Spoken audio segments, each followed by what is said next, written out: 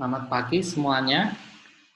Pada pertemuan kali ini kita akan membicarakan tentang impuls dan momentum. Ya, ini Pak Wi tunjukin langsung semuanya saja supaya lebih jelas ya apa itu dengan impuls ya. Kita mulai definisikan dari hukum Newton yang kedua. Ya, hukum Newton kedua itu F sama dengan apa? M kalikan A. A itu bisa juga diturunkan sebagai dV per dt. Jadi turunan pertama kecepatan terhadap waktu itu adalah percepatan. Ya. Jadi rumus ini kita definisikan dari hukum Newton kedua, M kalikan A itu adalah dV per dt. Nah, kalau dt-nya itu kita pindah ke sini, ya ini menjadi F dt M dV. Kemudian kanan dan kiri kita integralkan. Ini batasnya dari T1 sampai T2. Yang V ini kita batasnya dari V1 sampai V2. Maka yang dimaksud dengan impuls itu adalah integral ya T1 T2 F dt. Jadi sisi sebelah kiri ini yang kita sebut dengan impuls. Ya atau I itu adalah gaya rata-rata kalikan waktu. Jadi kalau ini adalah bentuk grafik terjadinya tumbukan. Jadi kalau ada dua buah benda bertemu gitu ya, bentuk grafiknya seperti ini ya, gayanya pertama pelan, kemudian sampai puncaknya, gaya yang bertemu, terus akhirnya kemudian turun lagi. Ya, ini akan melepaskan tumbukan tersebut. Nah, waktu yang diperlukan ini adalah T1 dan T2. Ya, ini adalah gaya impulsif. Ya, ke kurvanya ini adalah gaya impulsif. Jadi ini. Jadi impuls itu adalah luasan di bawah kurva dari T1 sampai T2 misalkan ya itu adalah impuls tumbukannya. Impuls itu satuannya Newton detik, F gaya Newton, T waktu detik. Ya, impuls gaya kalikan waktu. Ya, jadi ini terkait dengan impuls ada F kalikan T begitu saja. Kalau ini ya, ini adalah fungsi F-nya itu fungsi dari T. Jadi F-nya itu bisa berubah berdasarkan waktu ya. Ya, seperti ini. Gayanya kan berubah nih dari waktu ke waktu gayanya berubah terus. Nah, sehingga untuk menghitung gaya impulsnya itu kita menggunakan integral. Nah, kalau ini sudah kita kasih garis di atasnya ini adalah gaya rata-rata. Itu terkait dengan impuls. Nah, sekarang kita lihat sisi sebelah kanan dari persamaan tadi. Integral V1 sampai V2 MdV. dV integralnya adalah V, ya batasnya V1 sampai V2. Ya, kalau ini kita masukkan menjadi MV2 dikurangi MV1. Ya, P itu sama M kalikan V itu adalah momentum linier. Momentum yang terjadi karena tumbukan. Ya, momentum linier. Satuannya ini jelas nih M itu kilogram, V itu meter per detik. Ya, T itu waktu. Nah, karena tadi di persamaan yang sebelumnya itu integral T1 F dt sama dengan integral V1 V2 M dV, yang ini tadi adalah I, yang ini adalah yang ini tadi MV2 min MV1, atau P, tadi ini definisinya P2 P min P1. Jadi impuls itu didefinisikan juga sebagai perubahan momentum. Ya, impuls bukan sama dengan momentum, tapi impuls sama dengan perubahan momentum. Ya. Hukum kekekalan momentum linear. Jumlah momentum partikel sebelum tumbukan sama dengan jumlah momentum partikel setelah tumbukan. Jadi ini ya ada, Pak Wid mau tulis nih ya, M1V1 ditambah M2V2 sama dengan M1V1 aksen ditambah M2V2 aksen. Jadi seperti ini. Kalau Pak Wid akan gambarkan, ya misalkan nih, ada dua buah bola, ya ada dua buah bola seperti ini, masanya M1, kecepatannya V1 seperti ini, ya kecepatannya V1. Kemudian ada bola yang lain seperti ini, ya masanya M2, kecepatannya V2 ini M1, Ini M2. Nah, ini dalam satu kesatuan artinya ya, sebelum tumbukan satu sistem ya. Kemudian bola ini mengenai bola V2 ini kalau kita melihat arahnya seolah-olah dia mengenai bola yang pertama ya. Setelah terjadi tumbukan maka bentuknya menjadi seperti ini ya. Misalkan setelah terjadi tumbukan ini menjadi V1 aksen di sini ya, ini tetap M1. Kemudian yang satunya lagi misalkan dia berbalik arah menjadi ini V2 aksen, ini M2. Jadi ini sebelum tumbukan seperti ini, setelah tumbukan jadinya seperti ini. Nah, momentum tumbukan itu sama ya, jumlah momentum partikel sebelum tumbukan ya, sebelum tumbukan jumlah momentum itu M kalikan V sama dengan jumlah momentum partikel setelah tumbukan. Nah, ini yang disebut dengan hukum kekekalan momentum linier. Jadi sebelum tumbukan dan sesudah tumbukan itu momentumnya sama, menjadi seperti ini ya, momentumnya sama, ini dan ini sama. Momentum merupakan besaran vektor, sehingga momentum mempunyai nilai dan arah ya, seperti ini arahnya sesuai dengan arah kecepatannya. Jadi ini ada momentumnya, punya momentum. Jadi setiap benda, ini kan bendanya bergerak. Benda yang bergerak yang pertama mempunyai energi kinetik, yang kedua adalah mempunyai momentum. Ya, jadi ini sebelum tumbukan ini menjadi sebuah satu kesatuan partikel, setelah tumbukan ini juga menjadi sebuah satu kesatuan. Ya, momentum merupakan besaran vektor sehingga momentum mempunyai nilai dan arah. Arahnya sesuai dengan arah kecepatan partikel. Nah, ini momentum total. Ini tadi, ini M1, M2, M3, ini masing-masing punya massa, masing-masing ada gerakannya, arahnya seperti ini, maka momentum total sebuah sistem ini ya masing-masing kita jumlahkan V1. Penjumlahannya bagaimana? Karena ini tebal semua, artinya penjumlahannya vektor. Ya, jadi V ini kita uraikan ala vertikal horizontal, kita uraikan arah vertikal dan horizontal, yang vertikal dijumlah dengan vertikal, yang horizontal dijumlah dengan horizontal. Jadi kalau kita lihat gambarnya seperti ini, maka kita bisa melihat nih, ini diuraikan ke sana, ya, ini diuraikan ke sana, ya kan? Kemudian ini juga sama, yang ini diuraikan ke sini, misalkan. Kemudian diuraikan lagi, V-nya ini diuraikan ke atas, ya. Ini misalkan V2Y, ini V2X, ini V1X, ya. Ini V1Y, ya, seperti ini vertikalnya sudah dalam arah bentuk Y. Ya, sehingga yang kalau kita jumlahkan ini momentum total ya jumlahnya dalam arah sumbu X dan sumbu Y. Jadi sigma P dalam arah sumbu X ya itu sama dengan apa ya? Jumlah momentum dalam arah sumbu X-nya adalah M1V1X ya, karena ke kanan berarti positif, dikurangi ya ke kiri M2V2X. Ya, ini arah sumbu X. Ini jumlah momentum dalam arah sumbu X. Jumlah momentum dalam arah sumbu Y-nya bagaimana? PY sama dengan ya ini yang ke atas itu ada apa? M1 ya, V1Y ditambah M2 V2Y ya kan? Ditambah V3. Nah, ini jumlahan vektor. Nah, ini sudah skala, sudah kita sesuaikan dengan arahnya, karena ini ada arahnya. Jadi ini jumlah momentum totalnya seperti ini. Kalau ada partikel yang masing-masing bergerak sendiri-sendiri dalam sebuah satu kesatuan, maka jumlah momentumnya seperti inilah. Nanti ini kita lihat sigma P-nya itu menjadi apa ya? Biasalah kita karena vektor ya sigma apa ini? PX kuadrat ditambah sigma PY kuadrat.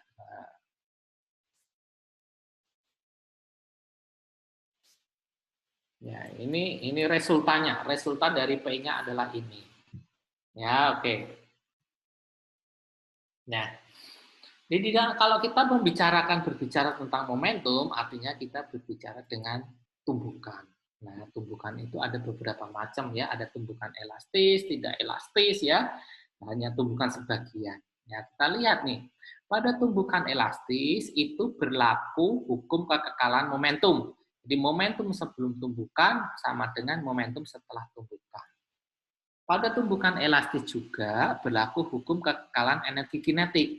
Jadi jumlah energi kinetik sebelum tumbukan sama dengan jumlah energi kinetik setelah tumbukan. Ini untuk tumbukan elastis, ya. Jumlah momentum sebelum dan sesudah sama, demikian juga jumlah energi kinetik sebelum dan sesudah tumbukan juga sama. Tumbukan tak elastis sekarang hanya berlaku hukum kekekalan momentum saja, ya. Jadi ini hanya jadi untuk tumbukan yang tak elastis, ya, hanya berlaku hukum kekekalan momentum. Jadi kekekalan energi kinetiknya tidak berlaku. Ini yang tidak menempel setelah tumbukan, ini setelah tumbukan bendanya menempel seperti ini. Ya, jadi yang ini itu menjadi pisah, tetap pisah seperti ini. Kalau yang ini setelah tumbukan nempel kayak ini. Ya, jadi kecepatannya sama.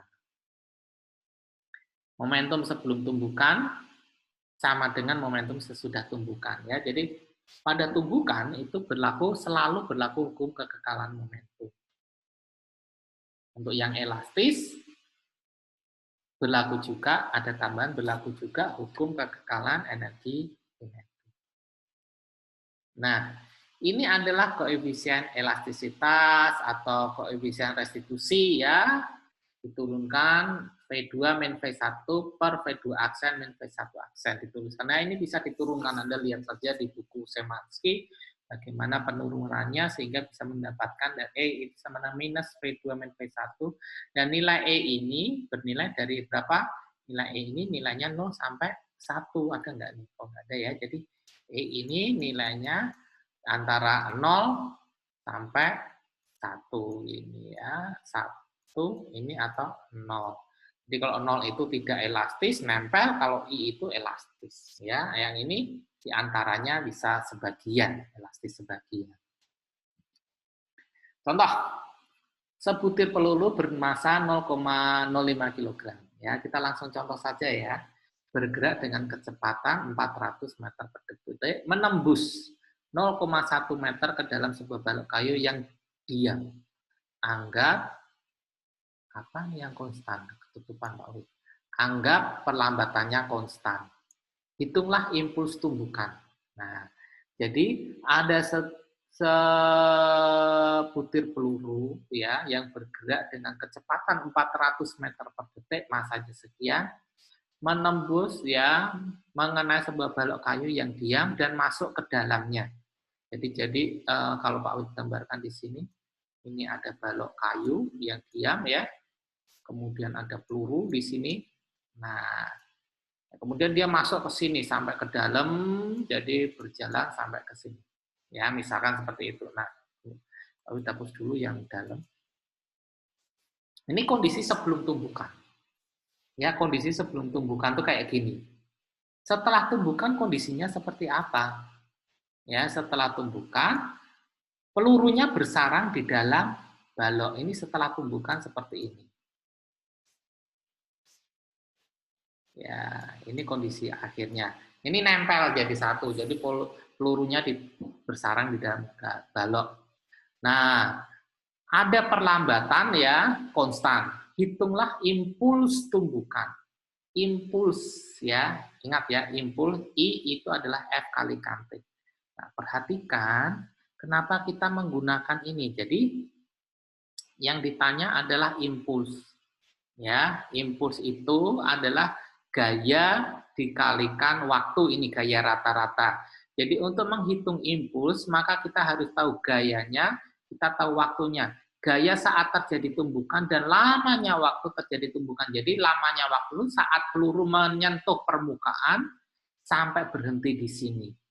Ya, sehingga kita perlu cari ini berapa lama waktunya. Nah, kita tahu kan ya jaraknya ini adalah 0,1 meter. Di sini bagaimana berhenti? Ya, sampai di sini adalah berhenti. Kecepatan awal peluru kita tahu 400 meter per detik. Jadi pada kondisinya adalah seperti ini. Ini V0-nya, ya kan? Di sini adalah PT. Jaraknya dari sini ke sini berapa? Kita tahu 0,1 meter. Sehingga kita bisa menggunakan persamaan ini. VT kuadrat sama dengan V0 kuadrat min 2AS.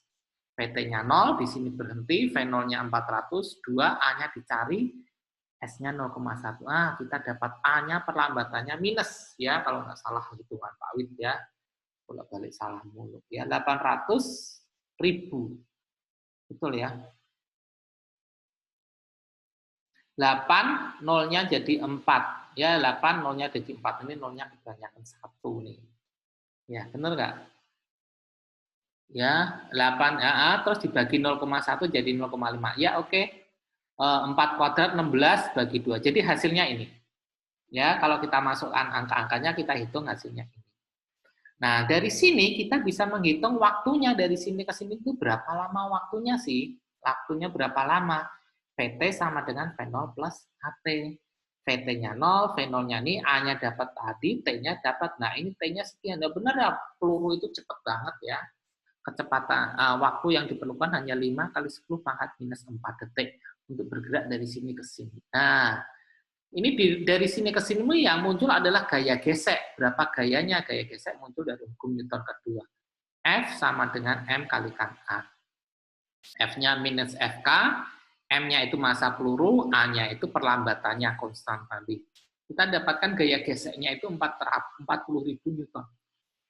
Nah, ini impuls adalah gaya kalikan waktu. Gayanya itu gaya gesek ini. 40.000 Newton, waktunya adalah waktu dari sini ke sini berapa? 5 kali 10 pangkat min 4. Sehingga impuls tumbukannya adalah 20 Newton. Jelas? Ada yang bertanya? Silakan. Soal selanjutnya ada ya. Sebutir peluru bermassa 2 gram keluar dari mulut senapan ya dengan kecepatan 300 meter per detik. Gaya rata-rata ketika masih di dalam laras 400 T. Nah, ini kan berubah terhadap waktu ya. Hitunglah waktu yang diperlukan peluru untuk melalui laras. Jadi kalau misalkan ini laras senapan panjangnya seperti ini.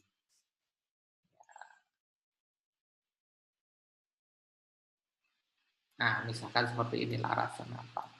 Pelurunya mula-mula ada di sini. Kondisinya apa? Pasti diem di sini. Kemudian keluar dari sini, dari mulut larasnya. Ini keluar dari sini pelurunya. Pada saat keluar, kecepatannya adalah 300 meter per detik. Ini VT-nya ada di sini. VT-nya ya.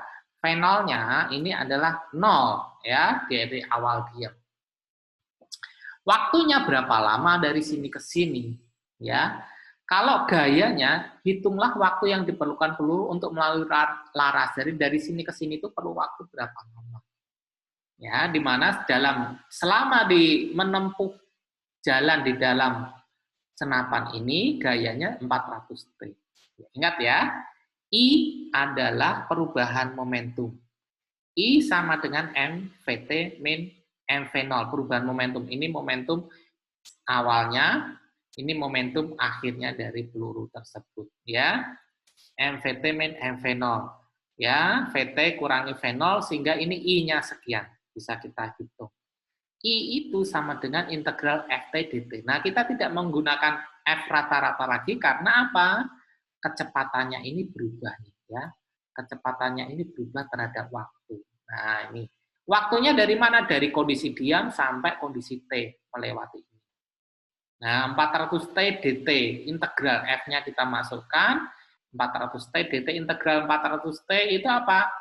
400 per 2 T kuadrat batasnya. Nah, ini kan 400 per T, 400 per 2 T kuadrat. Ya, masukkan T. I-nya berapa? 0,6 ini dapat ya. Sehingga setelah kita masukkan dapat nilai T-nya adalah 0,055 detik. Jadi selama di dalam laras itu memerlukan waktu 0,055 detik. Jelas? Oke, kita lanjutkan lagi. Nah, contoh yang selanjutnya ya, ini kita sebut dengan bandul balistik. Sebutir peluru bermassa 20 gram. mengenai bandul balistik yang masanya 10 kg. Peluru bersarang di dalamnya dan pusat berat bandul naik setinggi 7 cm. Hitunglah kecepatan awal peluru. Nah, ya. Jadi ini kondisi sebelum tumbukan ini. Ini satu dan ini. Ya, ini posisi awal, ya. Kecepatan di sini dan kecepatan di sini atau sebelum-belumnya ya kita anggap sama. Jadi kecepatan di sini. Kita tidak tahu kecepatannya berapa. Sesaat setelah terjadi tumbukan ini, ya, setelah terjadi tumbukan ini kecepatannya menjadi ini.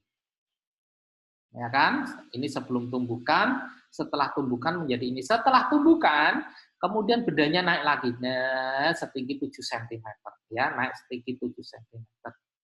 Berapa kecepatan awal peluru? Nah, sekarang dari 2 ke 3, ini kita menggunakan hukum kekekalan energi mekanik, ya, yang sudah kita jelaskan minggu yang lalu. Di sini tidak ada gaya luar yang bekerja, ya. Jadi kalau berlaku hukum kekekalan energi mekanik, maka posisi di kedua dan 3 ini energinya sama. Masih ingat ya? Tidak ada gaya luar, maka usaha luarnya 0. Di 3 kurangi 1, kondisi 3 kurangi 1 sama dengan 0, atau kondisi 3 sama dengan 1.